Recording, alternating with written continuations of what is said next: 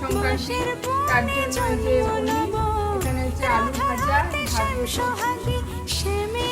আর এই যে এখানে হচ্ছে পালং শাকের ঘন্ট বসিয়েছি।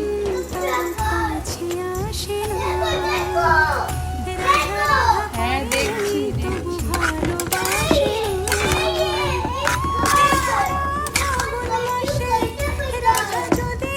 গাড়ি দেখেছি।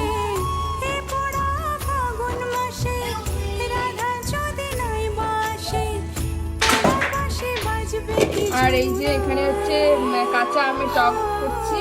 এখানে কাঁচা আমটা যে ছোকলা সমেত মানে খোসা সমেতই দিয়েছি, যে আমি হচ্ছে এই কাঁচা আমটা দিয়ে রান্না করছি আমের টক। মানে এটা হচ্ছে ফ্রোজেন কাঁচা আম, এর মনে হয় অর্ধেক মানে কুক করাই থাকে, রান্না করাই থাকে।